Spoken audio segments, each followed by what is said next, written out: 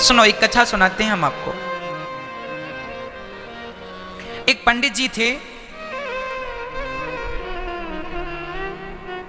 उन पंडित जी की एक पत्नी थी, पंडितानी जी। दोनों भगवान शंकर के पुजारी थे। दोनों भगवान शिव की खूब आराधना करते थे, खूब सेवा करते थे, लेकिन भगवान से कभी कुछ मांगते नहीं थे। पूजा करते थे, श्रद्धा थी, परंतु वो कभी भगवान से कुछ मांगते नहीं थे। पंडित जी और पंडितानी, एक दिन पंडितानी अपने पंडित जी से बोली, अपने पति से बोली, स्वामी जी, वो रोने लगी। तो पंडित जी ने पूछा अपनी पत्नी से कि तुम रो क्यों रही हो? उन्होंने कहा, पंडित जी ने पूछा, कोई कमी है क्या? धन की कमी है? वो गरीब भी थे। वो बोले, अच्छा, हम तुम्हें कपड़े नहीं पहना पा रहे हैं, क्या इसलिए रो रही हो? हम तुम्हें अच्छा अच्छा खिला नहीं पा रहे हैं भरपेट, क्या इसलिए रो रही हो?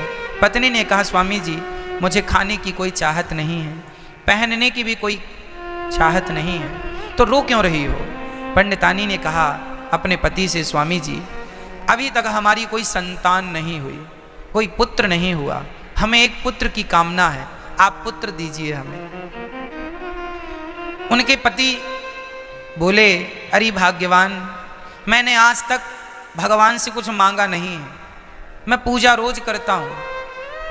ऐसे पंडित जी थे कि वो भगवान की पूजा बराबर करते थे, पर भगवान से कभी उन्होंने कुछ कामना नहीं की कि प्रभु ये चाहिए, निष्काम, कोई कामना नहीं। और वो भगवान शिव के बड़े उपासक थे, कभी कुछ मांगा नहीं। पत्नी रोने लगी तो पत्नी के रोने पर पंडित जी पिघल गए। पत्नी के आंसुओं को देखकर पंडित जी को लगा, ये मेरी पत्नी है, कितना त्याग इसने मेरे लिए किया है, और मैं इसकी एक भी इच्छा पूरी नहीं कर पा रहा हूँ। इसकी इच्छा है कि बेटा हो, और बेटा, तो आज वो पहली बार शंकर जी के मंदिर गए, जहाँ रोज पूजा करते थे। आज पहली बार उन्होंने हाथ जोड़ के कहा, हे भोलेनाथ, आज तक मैंने आपसे कभी कुछ मांगा नहीं। हे भोले भंडारी, आपने तो सबकी झोलियां भरी हैं, मैं कुछ मांगने नहीं आया हूं। मेरी पत्नी के आंसू देखकर आज मैं रह ना पाया, और आज मैं अपनी प्रतिज्ञा तोड़ रहा हूं। मैंने एक प्रतिज्ञा ली थी कि मैं आपसे, भगवान से कभी कुछ मांगूंगा नहीं, पर पत्नी के आंसू के सामने, पत्नी के आंसुओं के सैलाब में मेरी प्रतिज्ञा कहीं बह गई। हे भोलेनाथ, मुझे एक पुत्र की कामना है, मुझे एक पुत्र दीजिए। बस इतना कह के वो पंडित जी अपने घर आ गए। जब घर आए, रात हुई, खाए पिए सो गए। तो रात्रि के स्वप्न में शंकर जी आए और आकर के पंडित जी से बोले, अरे पंडित जी, आप मेरे बहुत बड़े भक्त हैं, मैं जानता हूं, आप जो मांगेंगे मैं दे दूंगा। आपने कभी धन मांगा नहीं, दौलत मांगी नहीं, कुछ मांगा नहीं, आज पहली बार आपने मांगा पुत्र। लेकिन क्या बताऊं पंडित जी, आपके भाग्य में 7 जन्म तक कोई पुत्र नहीं है, और ये आपका पहला जन्म है। अभी 6 जन्म तक आपके कोई संतान का योग नहीं है। अब जब नहीं है तो मैं कैसे दूं? शंकर जी ये सपना में कह के आ गए। सवेरे पंडित जी उठे, स्नान किया, चल पड़े मंदिर की ओर। शंकर जी के पास जाकर पंडित जी ने कहा, वाह भोले भंडारी, मुझे पता है। पंडित जी ने कहा, आपकी कृपा से मुझे पता है कि मेरे भाग्य में बेटा नहीं है। अरे होना होता, भाग्य में होता तो अभी तक हो नहीं जाता। नहीं हो रहा है तो मुझे तो पता है कि मेरे भाग्य में कोई संतान नहीं है।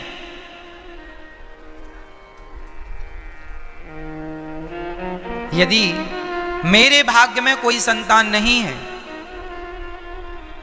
तो आप किस लिए बैठे हैं? जो मेरे भाग्य में है यदि वही मुझे मिलना है तो फिर मुझे और मुझ जैसे लोगों को आप जैसे भगवानों की जरूरत क्या है? अरे भाग्य का ही मिलना है तो मिल ही जाएगा। लेकिन मैं आपका उपासक हूं, मैं आपका भक्त हूं, मैं आपका दास हूं। तो सुनो भोलेनाथ जी, जो मेरे भाग्य में है वो तो मुझे मिलेगा ही, पर यदि मैं आपकी शरण में हूं तो आपका धर्म है कि जो मेरे भाग्य में नहीं है, जो मेरे भाग्य में नहीं है वो आप मुझे देंगे, इसलिए तो आप भगवान हैं। अरे भाग्य का ही देंगे तो इसमें आपकी भगवत्ता क्या? वो तो मिलना ही है मुझे। मैं आपकी पूजा करूं ना करूं वो तो मिलेगा।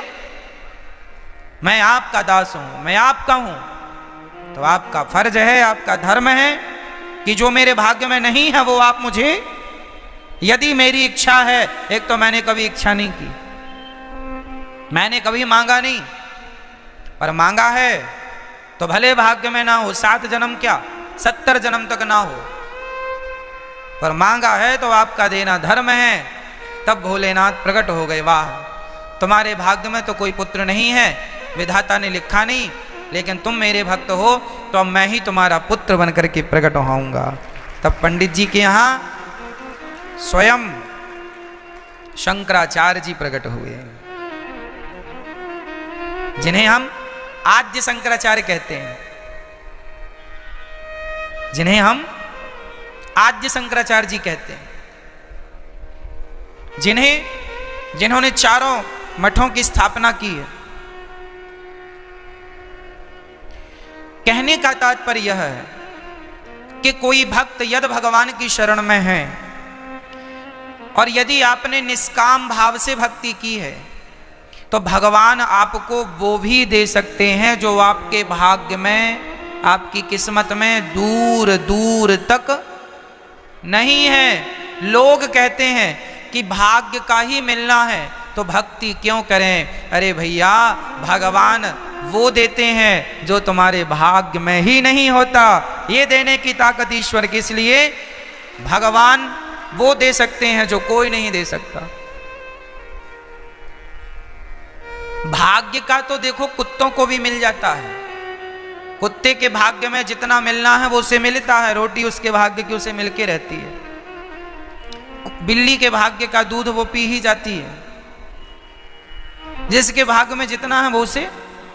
लेकिन भगवान की कृपा, इसलिए जो भगवान की शरण में है। अब बताइए, क्या मीराबाई के भाग्य में ये लिखा था कि उसे भगवान का दर्शन होगा? नहीं। मीराबाई की कुंडली में यह थोड़ी लिखा था कि मीराबाई को भगवान का दर्शन होगा, परंतु जब वो भगवान से प्रेम की तो उसके प्रेम के कारण जो उसके भाग्य में नहीं था, भगवान की कृपा ने वो भी दे दिया। और भगवान की कृपा क्या है? भगवान अपना दर्शन देते हैं। ये हमारे भाग्य, हमारी भक्ति के बल पर, ज्ञान के बल पर भगवत प्राप्ति नहीं। भगवत प्राप्ति तो सदा भगवत कृपा से होती है। बिना कृपा के, भगवान की कृपा से भगवान मिलते हैं। हमारी मेहनत, हमारी बुद्धि, हमारे विवेक, हमारी भक्ति, हमारे ज्ञान के बल पर भगवान का मिलना संभव नहीं है। इसलिए भगवान की शरण में रहा करो मेरी माँ। भगवान जो दे सकते हैं ना, तुम्हारे भाग्य, तुम्हारे कर्मों में इतना बल नहीं है कि तुम्हें वो दे सकें। जो भगवान की कृपा तो भगवान की कृपा है, इनकी कृपा तो इनकी कृपा है, इनकी कृपा की बात ना पूछो। भगवान की कृपा तो अद्भुत, क्या कहें हम।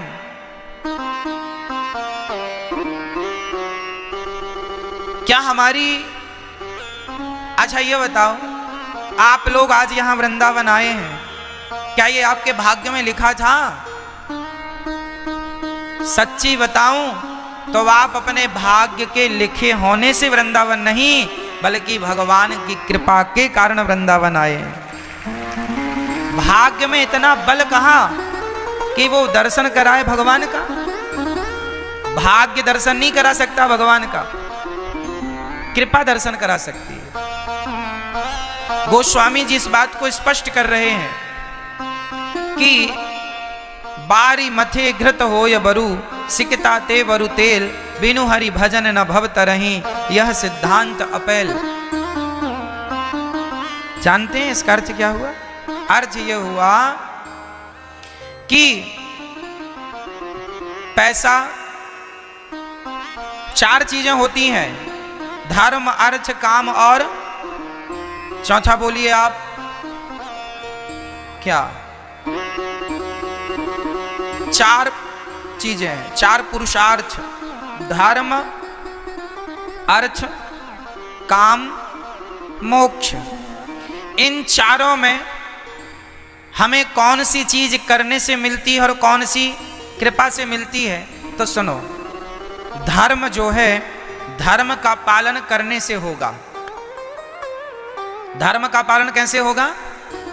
बोलो मेरी मां, करने से। धर्म के रास्ते पर चलना पड़ेगा। धर्म यदि आप, अब देखना कितना सिस्टमैटिक है हमारा सनातन धर्म। पहले बात आती है धर्म की, जो आदमी धर्म के रास्ते पर चलेगा, उसके बाद आया अर्थ, जो धर्म के रास्ते पर चलेगा। अर्थ मतलब पैसा तो उसी के पास होगा जो धर्म के रास्ते पर चल रहा है। तो धर्म अर्थ। तीसरे नंबर पर है काम। जो धर्म के रास्ते पर चलेगा उसे धन भी मिलेगा और उसकी कामनाएं भी पूरी होंगी। काम मतलब आपकी समस्त कामनाएं। और चौथा है धर्म अर्थ काम मोक्ष। इस मोक्ष को जरा समझना पड़ेगा। ये मोक्ष जो है भाग्य, यदि मेरे भाग्य में पैसा है, बताइए पैसा मेहनत करने से आता है कि भाग्य के बल पर भी मिल जाता है? बोलो जल्दी से। दोनों बातें सत्य हैं। कई बार पैसा मेहनत करने से मिल जाता है और कई लोगों को जमीन खोद रहे थे किसी काम के लिए और जमीन के अंदर सोने का हड़ा मिल गया, सोने का घड़ा मिल गया, उसके अंदर सोने के ढेर सिक्के हैं। अभी मैंने 2 दिन पुरानी न्यूज पढ़ी, सुनी कि कहीं मध्य प्रदेश की घटना, वहां पुराना घर गिर रहा था तो वहां ढेर सारे सोना घर से निकला है। कहने का तात्पर्य यह है कि पैसा मेहनत से मिलता है, पर भाग्य का, कहते हैं तुम्हारे भाग्य में जो है वो कहीं जा नहीं सकता, कहीं भागेगा नहीं, और जो भाग्य का नहीं है वो तुम्हें मिलेगा नहीं। तो भाग्य का धन तो देखो कहीं भी हो तुम्हारे पास चल के आएगा। कर्म करना अच्छा है पर भाग्य भी धन देता है, ये सत्य है। ये भाग्य क्या है? तुम्हारे किसी जन्म का किया हुआ अच्छा कर्म तुम्हारा भाग्य है। तो ये बताओ, भाग्य के कारण धन तो मिल सकता है, तुम्हारे भाग्य के कारण तुम्हारी सुंदर पत्नी मिल सकती है, तुम्हारे भाग्य के कारण तुम्हें सुंदर पुत्र मिल सकता है, पर भाग्य के कारण तुम्हें अनायास भगवान नहीं मिल सकते। भगवान तो बिना भक्ति के मिलते ही नहीं है। पैसा पत्नी पुत्र भाग्य से मिल जाएगा, पर भगवान भाग्य से नहीं, भक्ति और भगवत कृपा से प्राप्त होंगे। इसलिए कृपा चाहिए। क्या चाहिए? बिनु हरि भजन न भव तरहि, यह सिद्धांत अपैल। बिना भक्ति के भव पार होना बड़ा मुश्किल है। इसलिए भज गोविंदम गोविंदम भज मूढ़ मते। इसलिए ऐ मूढ़, यहां वहां से मन हटा। पत्नी पुत्र परिवार तो भाग्य से मिल जाता है, सुत दारा और लक्ष्मी पापी के भी होए, संत समागम हरि कथा दुर्लभ तुलसी दोए। पत्नी पुत्र पैसा तो पापी के घर भी होता है, पर भगवान का दर्शन किसी भक्त को ही हो सकता है, बिना कृपा के हो नहीं सकता। इसलिए आप यदि वृंदावन आए हैं तो भाग्य के बलबूते नहीं, भगवान की कृपा ने आपको बुला लिया। यही प्रत्यक्ष चमत्कार है, कृपा है। आप कहते हैं भगवान कहाँ है, तो ईश्वर ने आपको बुलाया है। यहाँ कथा सुनवा रहे हैं, ये ईश्वर की प्रत्यक्ष आही टुकी कृपा है। इससे बड़ी कृपा क्या होगी? इस कलयुग में जहां आदमी आज भी शराबी मांसाहारी चरित्र से गिर रहा है, इस आज के कलयुग में आप 3.5 घंटे कथा सुन रहे हैं। आप ही क्यों सुन रहे हैं और लोग क्यों नहीं सुन रहे हैं? क्योंकि आप पर परमात्मा की कृपा हो चुकी है, इसलिए ईश्वर ने आपको अपनी छतरी के नीचे बुला लिया।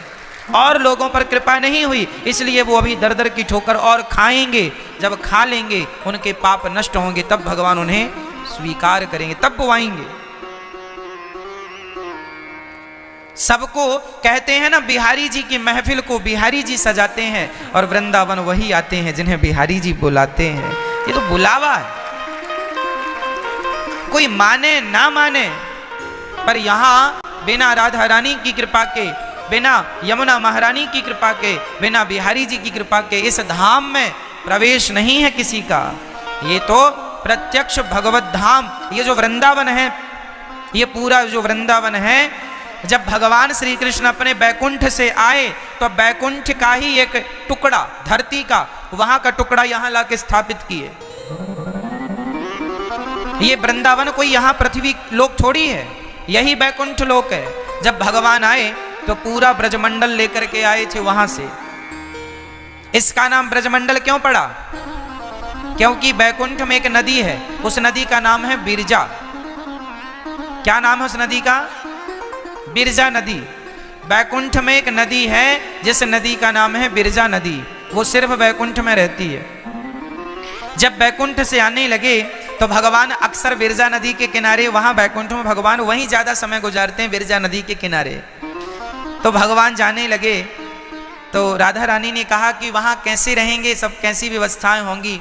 तो भगवान ने कहा मैं बिरजा का ही एक हिस्सा स्थापित करता हूं।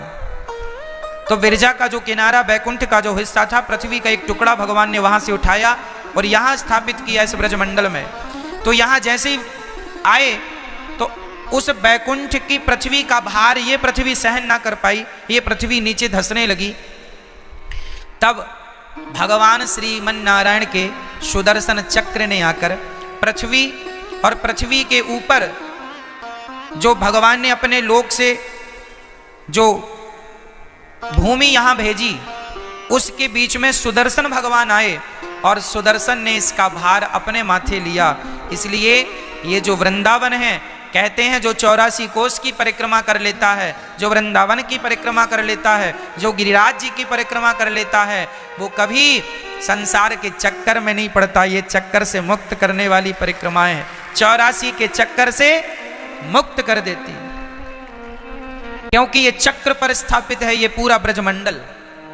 इसलिए कांटे को कांटा ही निकालेगा, तो चक्र पर स्थापित नगरी संसार चक्र से मुक्त कर देती। इसलिए ये वृंदावन कोई सामान्य नहीं है। जब भगवान ने तीर्थों का राजा प्रयागराज को बनाया तो प्रयागराज के पास सब लोग हाजिरी देने गए। अच्छा, ये महिमा जो हम बता रहे हैं, ये महिमा बिरजा नदी जो है, बिरजा नदी जो यमुना जी हैं, ये बिरजा नदी ही है। बिरजा का ही एक अंश यमुना बन के आई। जैसी कथा वृंदावन की है, सेम ऐसी ही कथा अयोध्या की भी है। जो अयोध्या की भी पावन धरती है, वो भी सुदर्शन पर टिकी हुई है। वो भी भगवान अपने बैकुंठ से लेके आए, क्योंकि वो रामलीला वहां करनी थी, राम कथा, राम जी के चरित्र। तो अयोध्या की धरती भी सामान्य धरती नहीं और वृंदावन की धरा भी सामान्य धरा नहीं। ये दिव्य धरतियां हैं। यहाँ ठाकुर जी ने माटी खाई, यहाँ ठाकुर जी नंगे पांव चले, यहाँ भगवान घुटनों के बल चले हैं। आज भी अवशेष अयोध्या में अयोध्या के हैं, वृंदावन में वृंदावन के हैं। ये दोनों पुरियां श्रेष्ठ हैं। तो प्रिय भक्तों, जब प्रयागराज को राजा तीर्थों का बनाया तो सभी तीर्थराज पहुंचे, पर अयोध्या और वृंदावन नहीं गए। तो वहां प्रयागराज जी नाराज हो गए। अरे, भगवान से शिकायत कर दी, प्रभु आपने तो हमें तीर्थों का राजा बनाया, सब लोग आए, हमें दंडवत की, ये 2 लोग तो आए नहीं। कौन कौन नहीं आया? बोले वृंदावन नहीं आया और अयोध्या नहीं आई। तो भगवान ने कहा, सुनो प्रयाग जी, हमने आपको तीर्थों का राजा बनाया है, अपने घर का राजा थोड़ी बना दिया। ये वृंदावन और अयोध्या हमारा घर है, आप तीर्थों के राजा हैं, हमारे घर के थोड़ी राजा है। वृंदावन कोई तीर्थ नहीं है, ये तो भगवान का घर है। अयोध्या कोई तीर्थ नहीं है, अयोध्या तो भगवान का घर है। सरयू जी की उत्पत्ति भगवान श्रीमन नारायण की आंखों के जल से हुई है। सरयू जी कौन है? सरयू जी को किसने पृथ्वी पर लाए?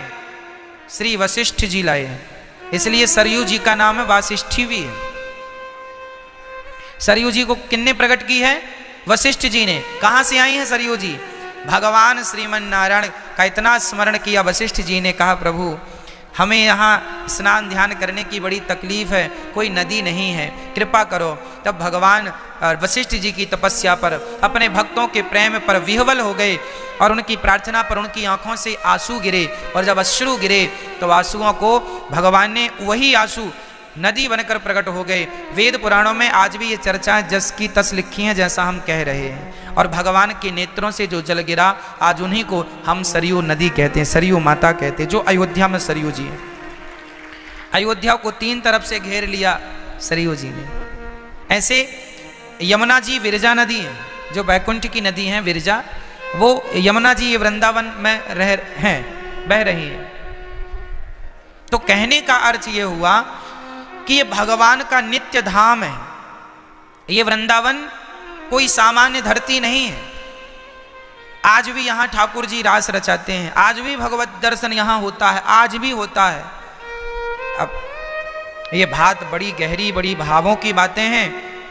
यदि हम आज सामान्य दृष्टि से देखें तो आप कहेंगे महाराज जी आप क्या बात कर रहे हैं, साइंस के हिसाब से तो आप कहेंगे महाराज जी तो साइंस की कसौटी पे बात नहीं आएंगी। कहें महाराज जी कोई पृथ्वी से दूसरी कोई पृथ्वी आ गई।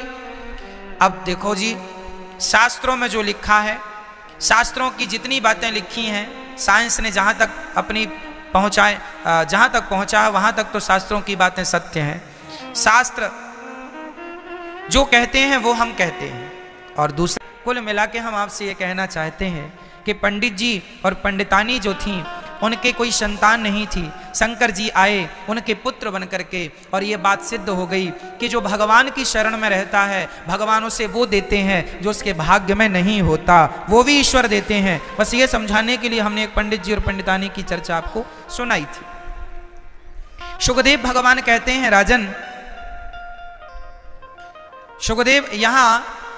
शुकदेव भगवान परीक्षित से कहते हैं सत्याम क्षितौ किम कशिपो प्रयासैर बाहु स्वसिद्धेयुपवर्हणै किम सत्यंजलौ किम पुरुधान्यपात्र्या दिग्वल्किलादौ सति किम दुकूलै।